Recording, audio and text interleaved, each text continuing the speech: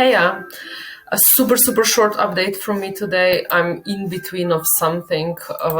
Basically, I'm trying to figure out how do I stop a certain state machine. So I'm in a datdot service JS. Here, for example, I'm listening. This is not messy. I'm sorry to show you this, but like here, for example, I'm listening to transitions that happen inside of the datdot service machine, and I log them. But I also trigger events from here. Trigger the state machines or send events.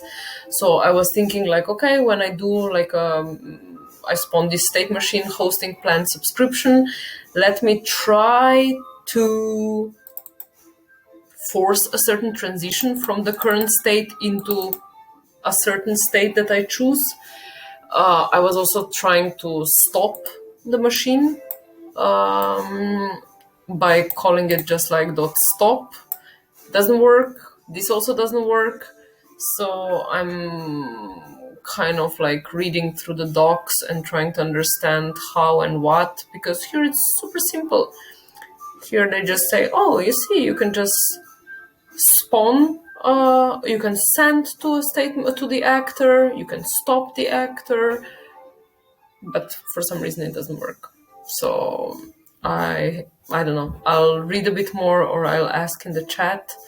So yeah, I'm kind of stuck with this. On top of this, I was also thinking how will we store these state machines in our local database in Hyper-V? Because whenever you spawn a certain state machine, it has to be somehow stored so that next time there is an event from the chain, you know which state machine to call. So for now, I was kind of like creating some kind of mashup name made of ID, contract ID, and role.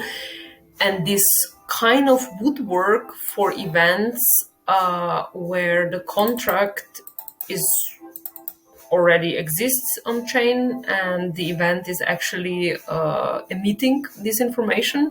So it emits the information about the user ID, it emits the information about the contract ID, and it says what role it is. So this would be easy. But I also have state machines like a plan that start without any chain event. So chain doesn't emit anything. It's basically happening locally. A sponsor is trying to make a hosting plan. We call it a sponsor, but a user, because it's sponsoring a certain data.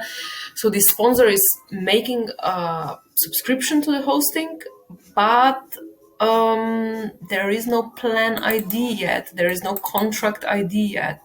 So what to connect this to so that I can get like a unique name based on which I can then later find the state machine running so that I can send updates or something. So I was like sketching also this a little bit, but everything is like half done. So as I said, nothing much to show, but yeah, I'm progressing. See you tomorrow, I guess. Tomorrow's Friday. No, Thursday. Yeah, see you tomorrow.